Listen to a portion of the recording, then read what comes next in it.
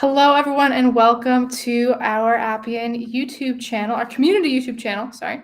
My name is Kate Bonifaz. I am a product evangelist here at Appian, and I'm so excited to go through some of our more developer-related highlights from this go live that we have, 25.2. And so the main parts that we want to cover today are really exciting. And if you saw me last at Appian World at the Live Build Challenge, we actually utilized some of these features.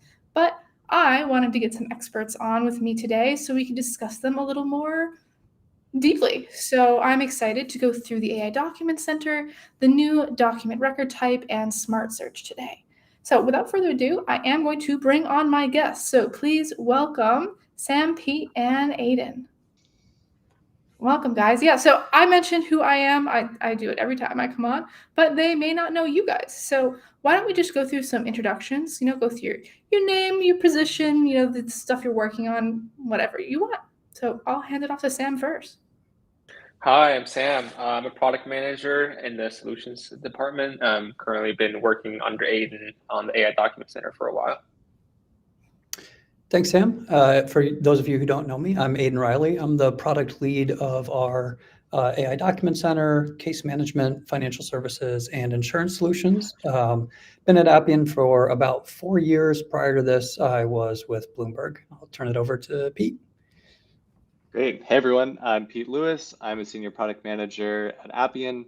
I've been at Appian. I just realized I'm 1 week short of my 10-year anniversary. So Congrats. Been here a while, I guess. And I've been focusing on data fabric for the last few years. And in particular, for the last 6 months to a year, my team's been working on improving how we use documents with data fabric. So really excited to present that and share a bit of what we've been working on there. So Pete, for the next one of these, we need to have you on again so we can celebrate your tenure. Yeah, there we go. Sounds great. Pete comes on these, semi-frequently, which is nice because, Pete knows a good amount of things. So in that same vein, as you all see, I have some lovely product managers on for this live stream. So they're extremely knowledgeable, especially in the topics we're talking about today. And so if you have any questions, put them in the chat. Have any comments? Put them in the chat. Have any feedback? Put it in the chat so that we can read it and answer your questions and whatnot. And yeah, say hello in the chat. I see a couple people are saying hi there. But I'll just kick it off. We're going to first talk about the AI Document Center. So Aiden, why don't you just give us some context into that first? Sure. Thanks, Kate. So I won't go for too long. I think it's more powerful for you guys to actually see this in practice. So I'll turn over to Sam in a few moments to do a demo. But I'm really excited to be on introducing to you guys our new AI Document Center. This feature becomes available with 25.2. It is actually an application. It gives you a structured framework for training our AI skill objects for extraction and classification use cases, going through testing, versioning, doing that in a lower environment, and then also helping you then package those up and deploy them up to production where you're able to use those in your actual enterprise use cases and have monitoring as well. So let me start here. I have a question. Sure. You said it's an application and whatnot. We had IDP before, so is there any particular reason for this new application? Great question. So this leverages basically a completely different approach than IDP. Traditional IDP relies a lot more on machine learning, and it does very well for structured documents, and it does okay for semi-structured documents, but it tends to struggle with really like an unstructured document. Say if you need to extract certain clauses from a contract or things like that. The key difference with AI Document Center is we're leveraging our generative AI skills. So really it's the refining of the details of that prompt that you're feeding in that allows it to be so accurate across structured, semi-structured, or unstructured documents. Cool. Yeah, I loved when I was designing the different things for the Live Build Challenge because exactly. I was making fake documents to feed into it, and I loved like challenging it to see like, okay, well, can you take this? Can you take that? And so I know we'll talk about like all the different types and whatnot later, but it was fun to try to make my little documents to challenge the technology, which is pretty robust in my opinion. Not tooting my own horn, but yes, I would agree. It is pretty robust, and it is nice to it is nice to see how quickly you're able to take a document and get to a really pretty good result very quickly using this tool set. A couple things I wanted to note before I let Sam jump into the demo is this has been an app that we've actually been working on for a little bit of time. We have earlier versions of it that we've actually proven out in production with customers that were able to go using traditional IDP from accuracy ranges in the 60s to 70% to 95 to 97% accuracy with their extraction. With the ability to put in validation rules, this really enables you to start doing things like straight through processing with your documents and only kick it to a human to have to review if things don't pass the validation. The tool is pretty robust. It handles PDF documents, docx, Excel documents, CSVs, and emails for extraction and classification. And it's going to guide you through a wizard process to set up that prompt that you're using for extraction or classification. But the real power is really in the testing framework that comes with it after that. Usually you create your first one. You might run 5 or 6 documents through and you'll notice, hey, I'm having a little bit of problem with this particular field. There's a whole framework there for you to then version that particular model and add additional information into the prompt to improve the accuracy until you get it to a point that you're confident to deploy it to your production applications. With that, I think I will turn it over to Sam so he can show it in action. Yeah, so to demonstrate the capabilities of the AI Document Center today, we're going to be looking at some trade confirmations. So wealth management and investment firms receive up to thousands of these trade confirmations a day from multiple brokers. And these documents can be unstructured and vary in format, which makes manual review slow and prone to error. You would have to look for key fields like trade date, ticker symbol, amount, price, all by hand, and they can be all over the place depending on the specific format you're looking at. Now let's see how AI Document Center can automate and improve this labor-intensive process. So what you're looking at here is the homepage of AI Document Center. It's sort of your control hub for managing, monitoring, and upgrading your models. Sam, I wanted to call out something here for a second. I noticed that you actually have, it looks like token counts shown here. That's also a relatively new feature. Do you mind speaking to how we're leveraging that in the AI Document Center? Yeah, so the token visualization here actually shows you exactly how much tokens you're using in your models across. Also, it calls out how many pages documents you're extracting. So this allows you to full visibility into the amount of data you're consuming in your models. Nice. Are there limits to how many pages you can consume? Like there are limits, Pete, but they're more contractual. They're based on the tier that the particular customer is in. And then for generative AI as well, I believe for advanced tier or higher, which AI Document Center is included with, I believe you get up to 200 million tokens a month, which is quite a substantial amount for document extraction use cases. And I know customers are able to purchase more if they do need to. Yeah, so you have extraction model data here, and on the bottom you have the similar data points for classification models. You have the top extraction models visualization here that will show you which model is seeing the most use, and also improvement opportunities to show you underperforming models that have opportunity to improve. So to begin creating an extraction model, you can just start by clicking the Create Extraction Model button here. It's a 5-step process of confirmation at the end. The first step is just to give the model a name. So in our case, it could be trade confirmation.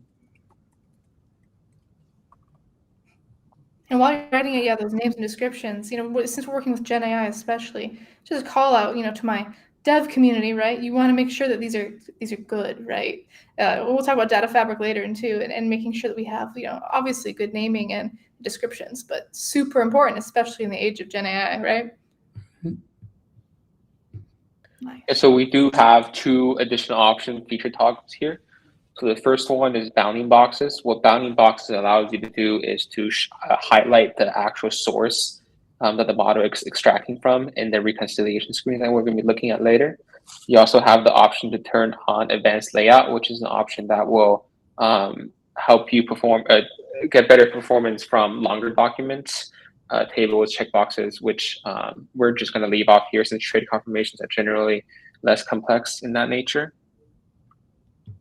On the second step here, you have the option to configure multiple sections. Typically, when from how I've been using the application, I have, I guess, just used just one main section for simpler documents. For more complex documents, like say a research paper or a financial report, you can choose to have multiple sections to help the model extract things by telling it where you can find information from. For example, you can have configure an abstract section that's going to be, say, like the first page of the document, or you can have a citations section that could only be found in the last few pages of the document. Yeah, one other potential use of the sections is it also does group on the reconciliation page that is shown to your users the things in a particular section. So even if you're not using it for the use case Sam said of, I only want to look for these fields in the first 2 pages, if you're still looking across the entire document, you can still use it for logical grouping for when a human does actually have to look at that document and reconcile. Yeah, so AI Document Center provides 3 different methods for you to configure your fields. The first being configuring it manually. The second will be to provide the AI with a text prompt, and it will generate the fields for you. And lastly, you can also upload a PDF for the application to automatically extract what are the key fields that might be of interest. So to configure the fields manually, it's very simple and straightforward.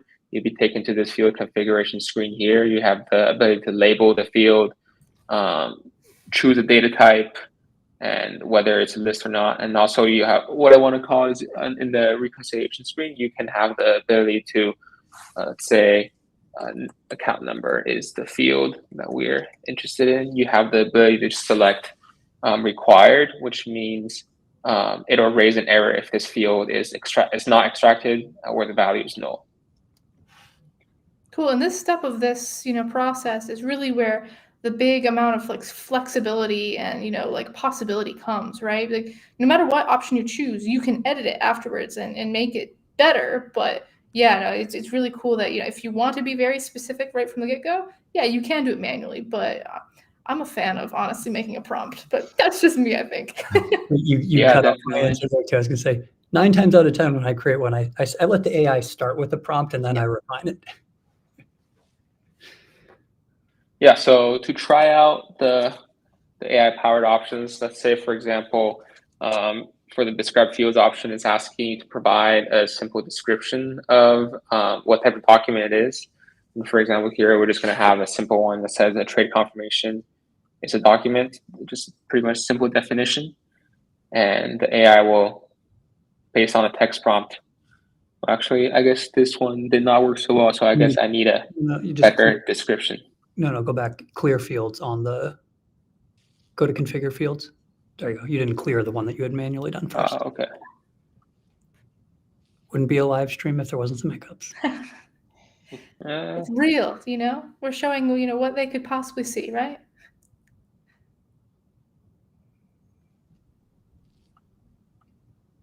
What if I just tell it it's a trade confirmation?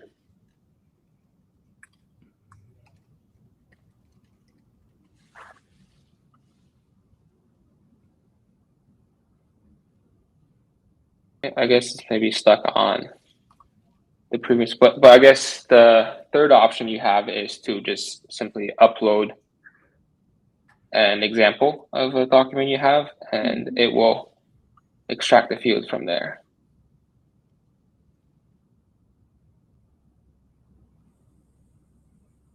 Nice.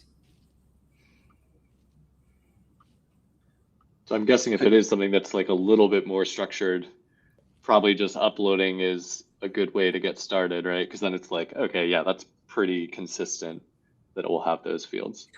I think it's whatever makes it like as fast as, we're going for speed here, right? And so, yeah, whatever gets you to the point where obviously you're probably going to have to make edits, I think, no matter what. Although when I was making my challenge prompts for the live build challenge, it was pretty good. But yeah. I always find I have to make some edits, but Pete, for one of the government customers that we've been doing a beta engagement with, They have very structured forms, and we were able just to upload those, and it's automatically saying, okay, here's all of the values in this form that I want to extract. I still had to make a couple minor edits for data type, but it was a huge time saver. That's awesome. I bet, especially in like government forms, because those change sometimes. But cool. All right, what do you do next, Sam? Yeah, so I just wanted to point out that if you look at the last row here, trait confirmation is actually a field, but it's a table data type. So what that allows you to do is have I guess a lot more detail into the field as a table, as columns here. So what would happen is if you have, say, something that is similar like a trade confirmation where you can have multiple trades, it's beneficial to have a table where you can track multiple entries of, I guess, a similar field and have columns to track the actual extractions. Very cool. Yeah. I guess once your field's configured, you can also refine the prompt. So here on the right, you can see we show you exactly what the prompt is going to be sent to the language model is going to be like. You have the opportunity to add additional instructions to, I guess, maybe tell it exactly where to look for certain things, what format you want it to be. Or you can also configure the role. You can see the default role is just you're an expert at data extraction, but you can also add, say, you are working at an investment firm, things like that. I feel like that's always the best first prompt, right? Is tell the AI that you're an expert of something, and then it does like 50% better. Yes. Be careful with your answers. Suddenly your result improves. Yeah. This screen that Sam is showing is really critically important. So the AI Document Center, when you go through the creation of a model, it will actually create the underlying objects for you. And we do also have the capability within the app as well of once you've tested, refined, versioned that particular model to where you'd like to move it up to production, to bundle that up into a package that can be deployed across environments. It's actually really cool how many it's making too. And I don't know if you plan on like popping them open to kind of look at what is given, but yeah, it's really, I know I keep using the word robust, but it's creating so much for us that we don't have to manually set up and configure. And all you really need to know is, okay, how is it passing out data, and how then do I use it? So that's one of my questions. I don't want to jump the gun here, but well, this one thing, Kate, that I'd like to highlight on this is our entire goal of productizing this was we really wanted to make it so you could pull in someone that's maybe a little bit less technical and not necessarily a developer, but that knows the data that needs to be extracted. So a little bit more of a business user to be a participant in this process. They can help set up that prompt, help refine it in coordination, working with the low-code developer that's then promoting that to other environments, adding validation rules, those other things kind of that surround AI Document Center, but it really empowers both of those personas. Yeah, I love that. And 100%, like how this app has been built out so far is very like low code, right? And there's so much here that the call I'm going to give to the community, all my devs out there, is just play with it, right? Get your hands on with it and see all the different configurations and places that you're able to utilize. Obviously, we go live, GA tomorrow, and so all of the documentation and whatnot will be available, I think, in the release notes. So read what you can, play with what you can, but it really is nice, and I think really easy to use it quick, right? It's just then maybe implementing afterwards. We'll see. Cool. Yeah. So once you click create, the system is going to be automatically deploying these objects into the environment that AI Document Center is in, and then you can then go look for these objects and deploy them to any environment you want.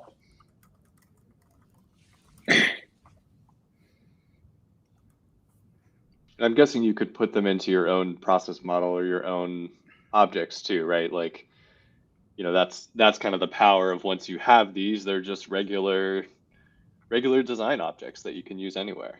Absolutely. Yeah. Despite this coming out of the solutions group that's been really working on it, this is designed to work with any app that you have, be it a solution that Appian's provided, be it something that you've built up over time, or a completely custom app. You're able to take whatever you need that's generated from this and use it in your process where AI makes the most sense. Cool.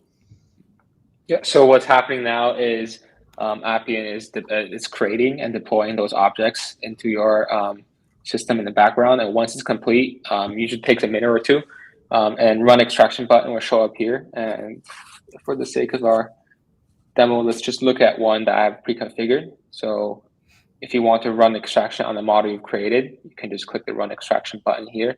You have the opportunity to choose existing documents that were previously uploaded, which makes it easier to rerun the model to see whether your changes have made a difference. You can also upload new documents here. You have the ability to upload documents in batch. And then you also have the button to set as test case here that maybe Aiden want to explain a little bit more. Sure. Yeah. So the whole test case concept, this really gets to the refinement framework that we've kind of been speaking to. So if you have, say, 5 documents that are just examples your customers provided that they want to extract from, go through, set up the model, and set them as test cases.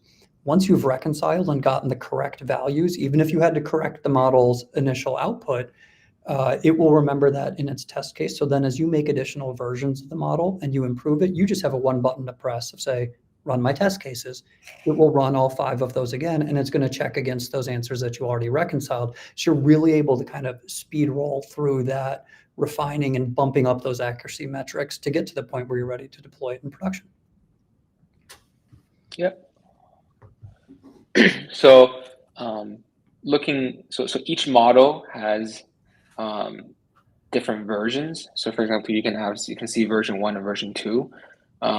You can create a new version here with this button, and you can be taken back to the configuration screen when you created the model. You have the option to change every single little detail here. And what I wanted to call it is, on the reconciliation page, you have the opportunity to add validation rules to a specific field.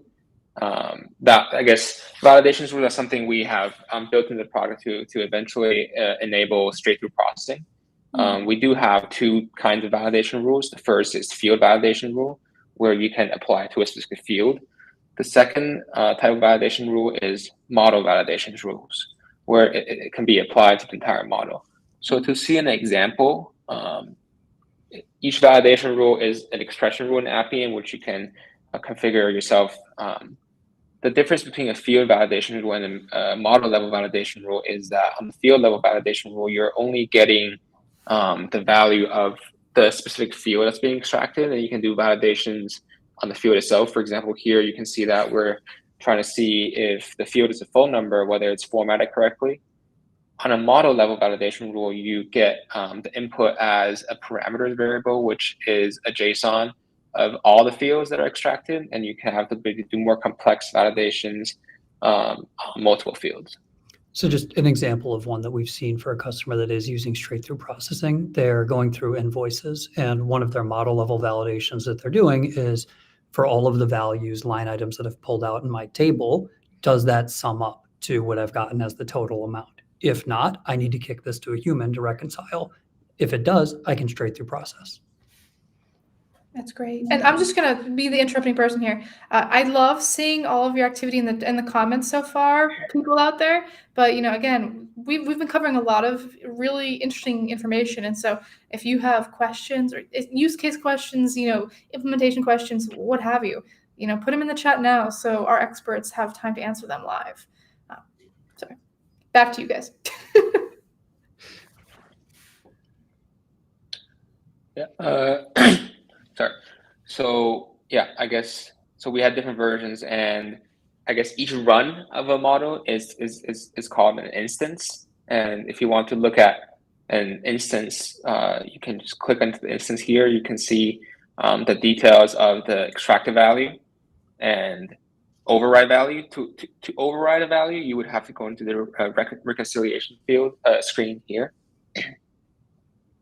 What you can see here is on the right, you have the actual document itself, and on the left, a very convenient, I guess, UX pane for you to actually see where it got the extracted value from, and also override the value if you determine it to be incorrect. You can see that once you change it, there's a symbol here that I guess identifies it as being altered.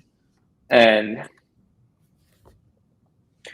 the accuracy metrics here are actually calculated from the percentage of values that you did not change out of all the values there for accuracy matrix.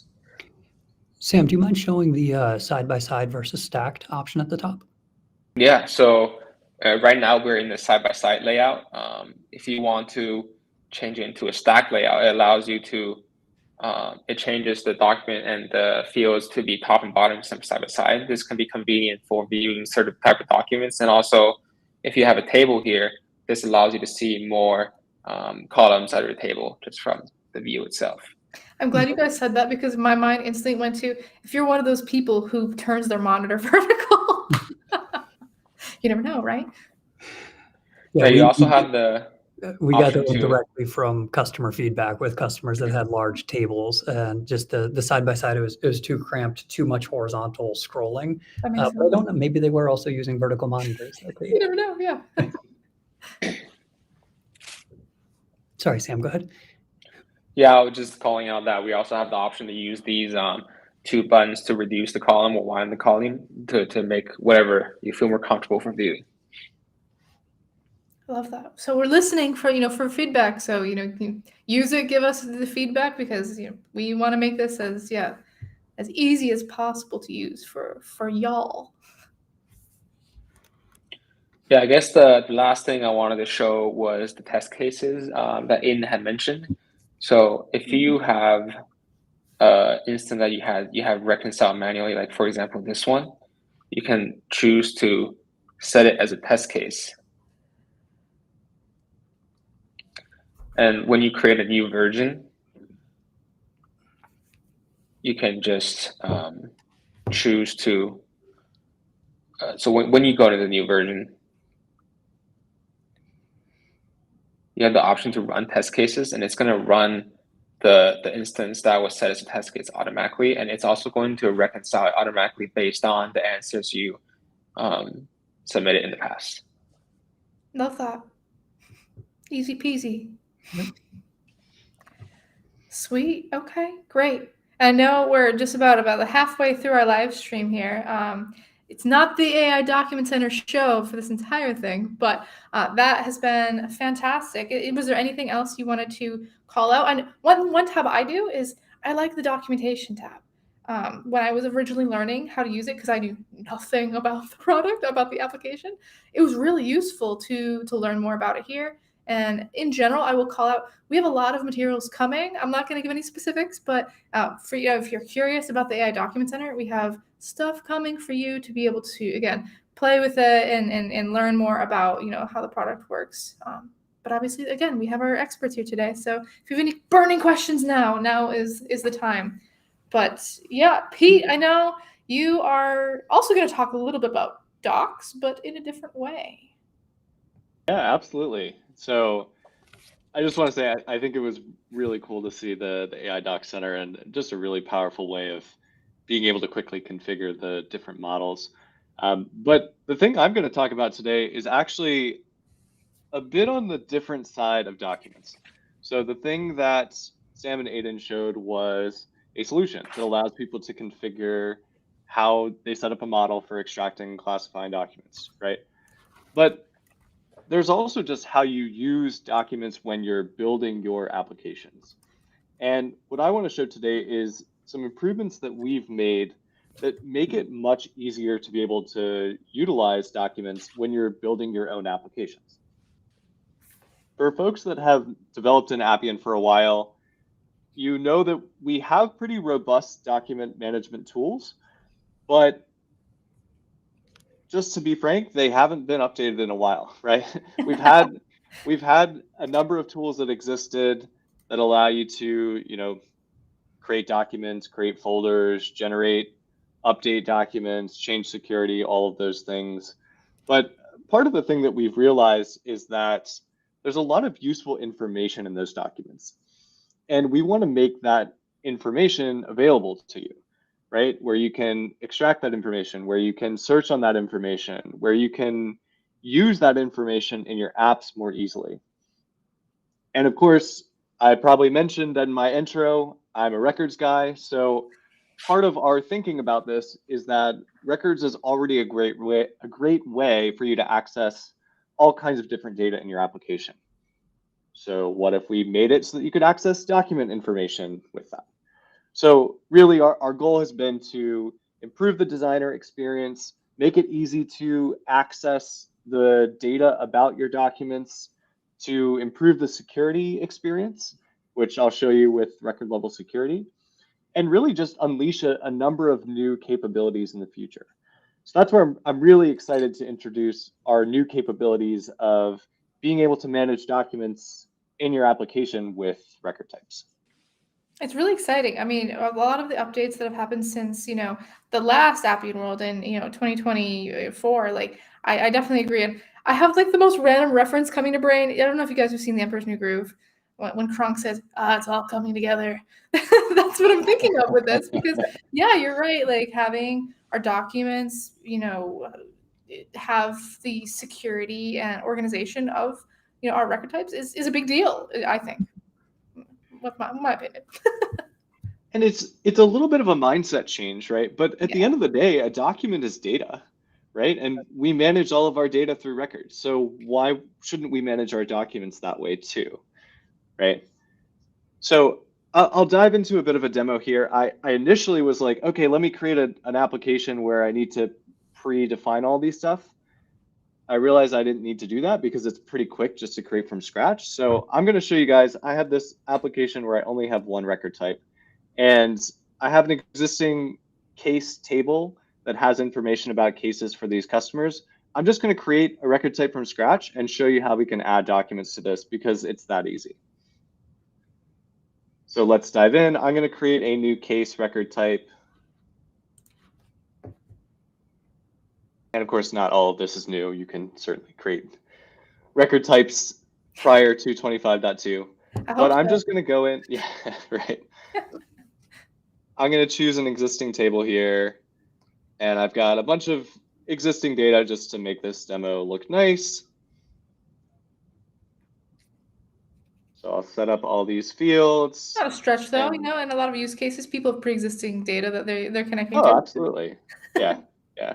And a lot of people like to manage their tables themselves, right? So it certainly makes sense that you could set up your tables or have a database administrator that does it for you. So I've got my case, and let's say that now I want to make it so that I can add documents to this case, right? It's a really common use case.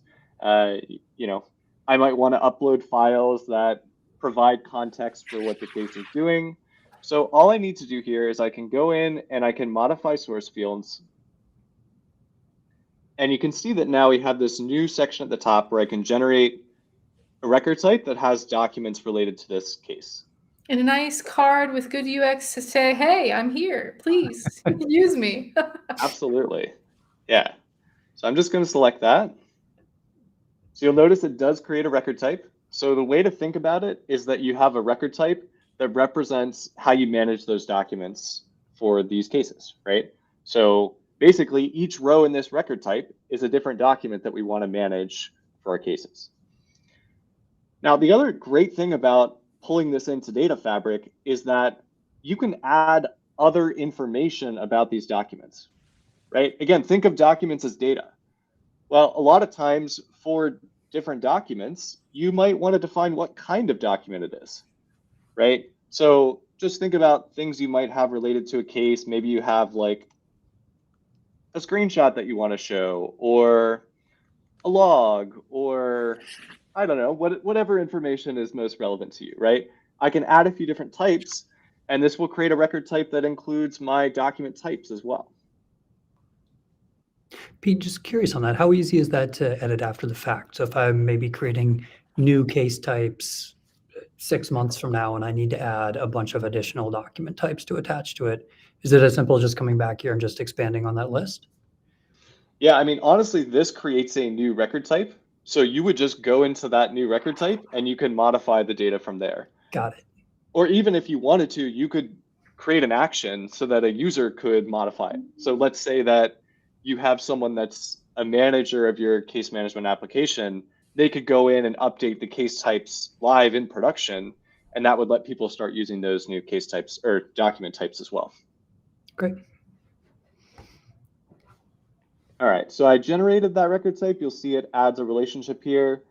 I mentioned briefly before, I also just had a customer just to provide a little bit of data in here. I'm just going to create a relationship to that just so the stuff I generate looks, oops, it's not that customer, it's this customer. Step one, pick the right customer. I know, I got too much data in this demo app. Yeah, I'm just going to use an existing field. Very nice. As Aiden, you made a good point, right, of updating those record types. And I mean, it's not necessarily new, but just being able to go to the data preview tab and add rows and update them. I know I'm like 50-50. I like going to the database, like using, like in the record type designer stuff, but I think it's quite easy. So. Oh, this feature looks great. And I'm already thinking a couple steps ahead of how we want to update the case management application to better leverage this. Yeah, we're really excited about that too. So yeah, awesome. So now you can see the data model we've created. You can see here that we have our case, and then I have a one-to-many relationship for our case documents, because it's pretty common, right? You might want to upload multiple documents for each case. Now, the great thing is, I think I might just need to refresh, just so it's synced all of that data. And now what I'm going to do is I'm going to create some actions and views so we can start interacting with this data. And then I'll come back and talk a little bit more about this record type itself. So the first thing I'll do, let's create a few actions.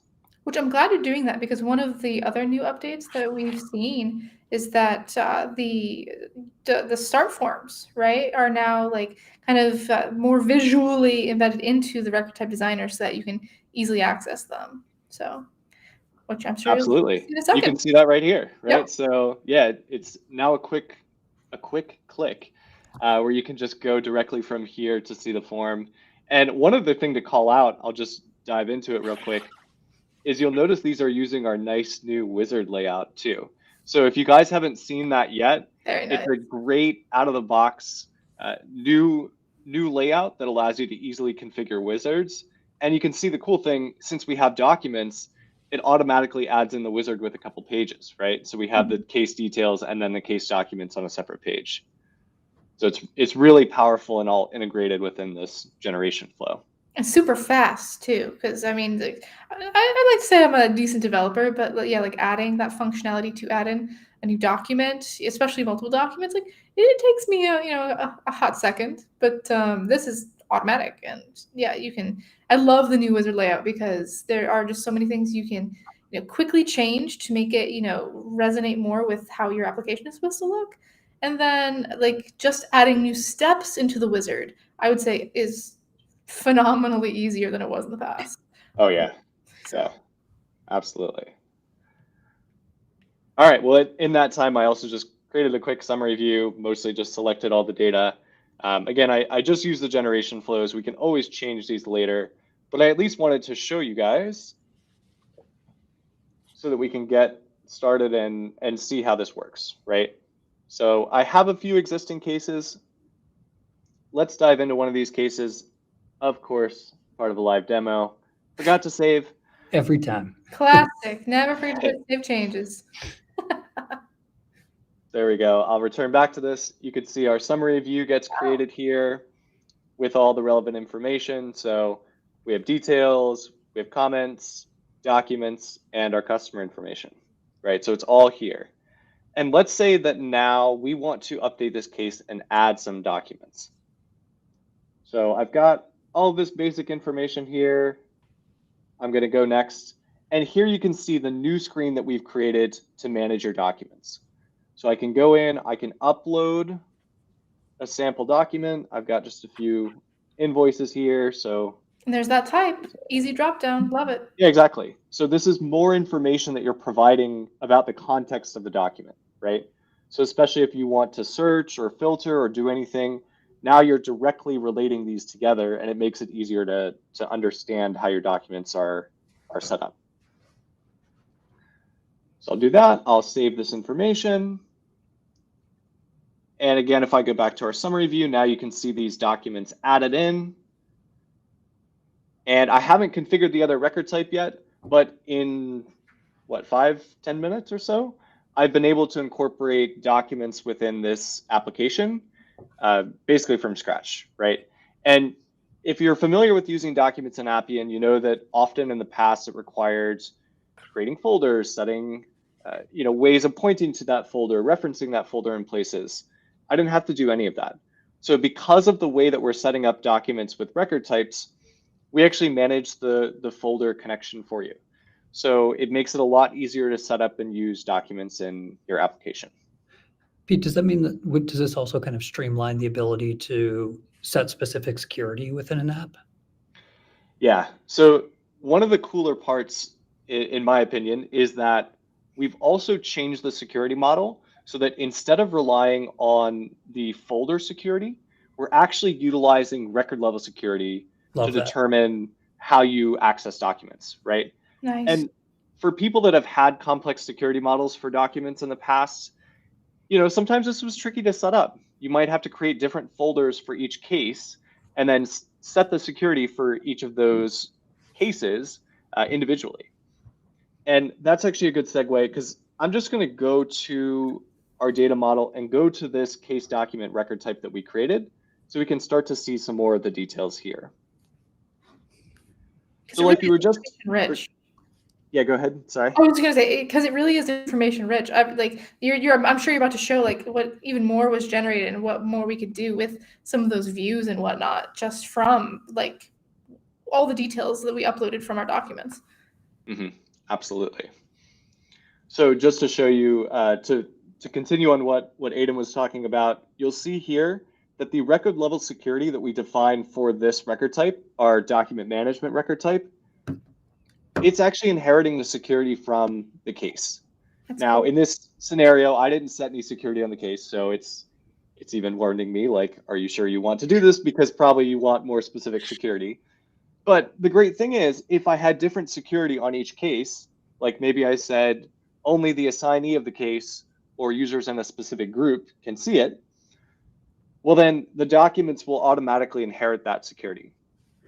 So there's nothing else you have to do. You can be confident that only the people that have access to this record type will be able to view those documents. Very cool. A few other things I want to point out. You might notice in the data model that it also has this additional relationship to this document record type. So this is a new record type that we've created. We've had the user record type for a long time, and you guys are probably familiar with that. But now we have this document record type, and this contains a lot of properties about documents that are relevant in your application. So if we just dive into it, for instance, you can see it has the name, description, size, date created, all of this information that you might want to use, right? Like maybe you want to search for documents that have a certain extension.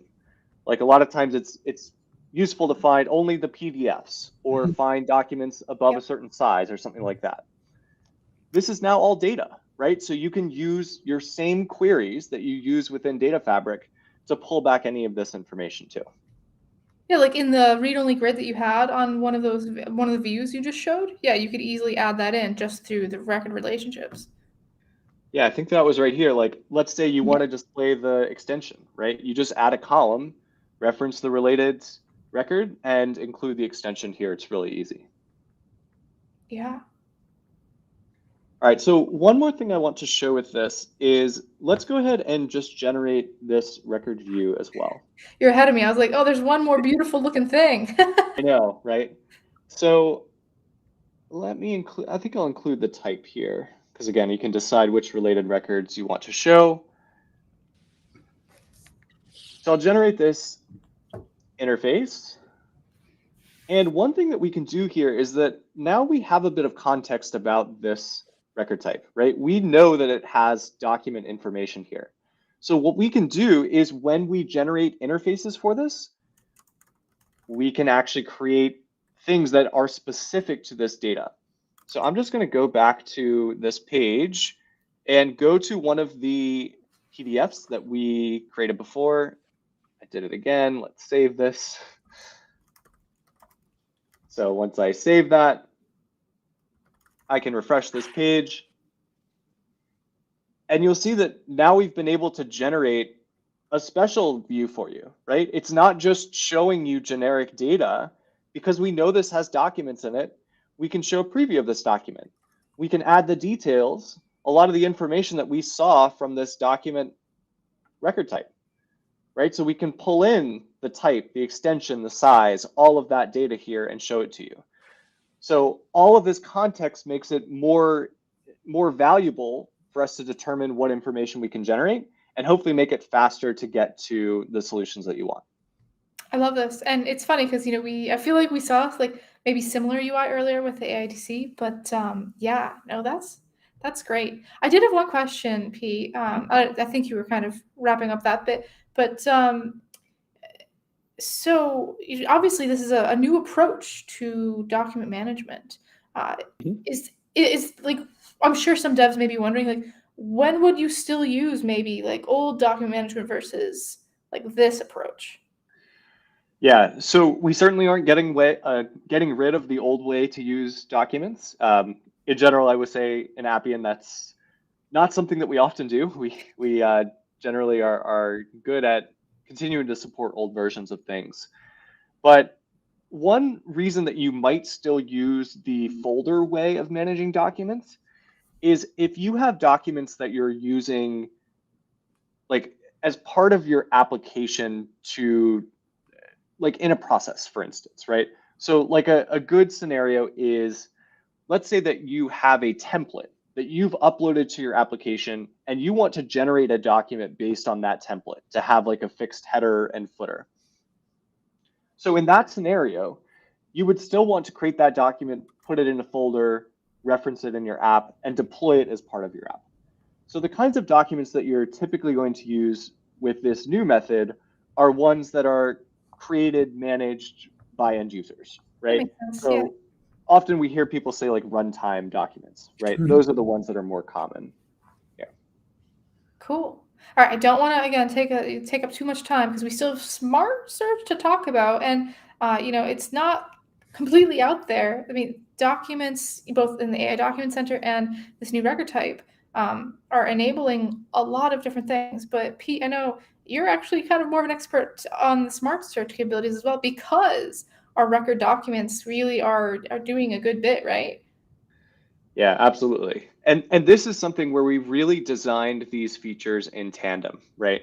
So to pivot a bit to the smart search, it's interesting because this is something that we've heard from our customers for many, many years, right? We track use cases internally, and this has always been one of the top ones, to be able to search for information based on the contents of your documents, right? So in combination with the things that we were doing with record documents, we now support that in 25.2. And really the way that this works is that when you model your record types to include references to these documents, then now we give a new option where you can designate it as a field that is searchable through Smart Search. And then once we do that, now you can start to use your same queries, your same components to query the information and actually perform that search through the documents. That sounds really cool. It's really awesome. And for this one, I did just have an existing demo to show you guys, but you'll notice here, I've got this claim site, and each of these claims has a number of documents associated with it, right? So let's say that I'm a manager and I want to know how many of these claims are for people that are interested in renewing, right? Like maybe there's a renewal linked to some of these claims. I can go up here and I can search, make sure I spell it right, and search for renewals. You'll notice here, none of the contents, the title, all of these details have anything to do with renewals, but the documents do. So this one specifically has a renewal policy here. And even beyond that, there's a couple other documents that maybe don't obviously deal with renewals, but just to show you this one, for instance, if I go to this one that's just generically called update, you can see this is a policy change request. So we've been able to search and find based on the semantic meaning of this data and find things that are similar and show them within these results. So a change request, pretty similar to a renewal. So it was still able to find it in these results and show us that information. That's really powerful. Yeah. Pete, So what is the you go ahead, match Ian. column? No, sorry, I was just asking, could you explain a little bit what the match column is showing on the side there? Absolutely. So as part of this searching, we also provide you some context about the search, right? Because it's important to know, well, how close a match is this for what we're trying to look at, right? So in this case, I just created a nice little rich text icon to show you, but there's actually results that we can see in the query for this data.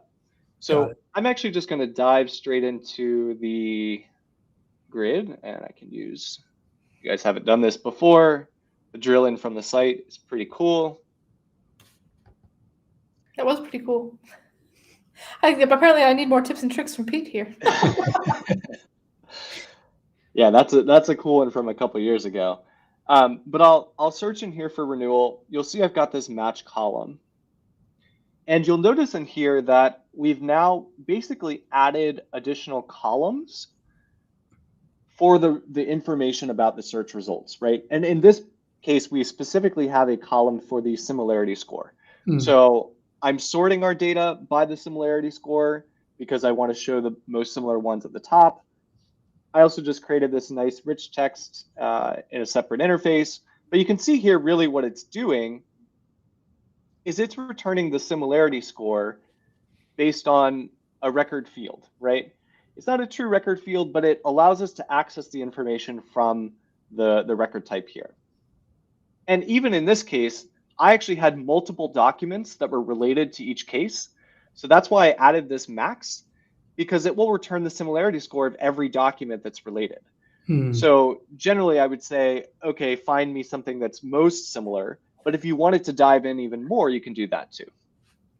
That's cool. What other information is available besides similarity score? So let's see. I'm just going to show you how you can get to this information, just in expression mode here. Good first step, yeah. So you can see here that all of this is available from the record type. You can start to index into this and get this data. So when you see this, you can find, well, in this case, I'm looking through all the search fields.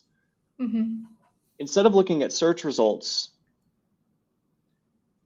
I believe you can also find, let me go into the fields directly. One sec. Sorry, I got to go down another level. And you can also find the search results for the document directly here.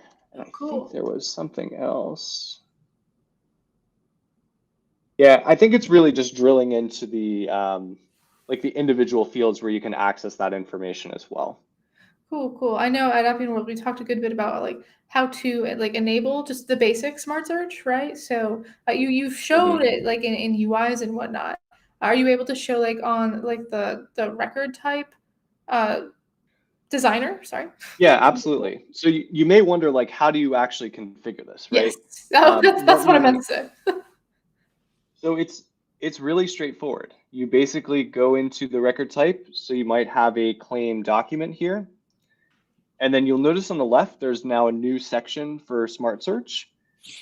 And you just select the fields that you want to make searchable. In this case, it could be documents, or you could search on text fields as well.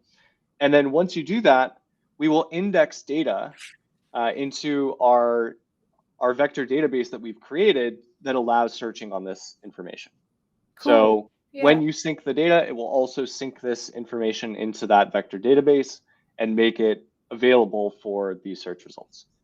Yeah, and I think the document use case is probably like one of the biggest and most like obvious ones. But you're right, like just a simple text field, like maybe you have just like a description field that someone's using, and you can easily set up a query that you again type into the search bar some keyword and it'll pull up just from a basic record type. Yeah, like a similarity to like that text in the description or title or what have you. So that's very cool.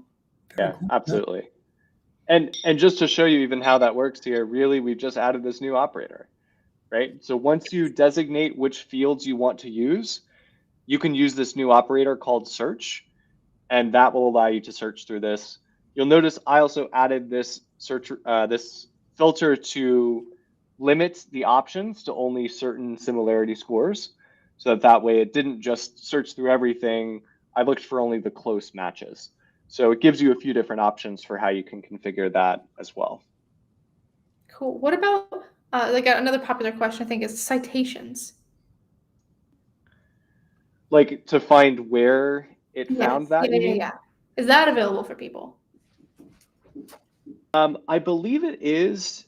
I don't exactly remember how to access that information. I might have to follow up with that, but yeah, I know that was something that we were looking to do to make sure we could find, like, provide more context and not just the, like, whether it's a match or not, but like where it's a match as well. Yeah, I think maybe it's just like this specific UI may not be showing it inherently, but it should be just as simple as like drilling down to the similarity score. You should be able to do that too.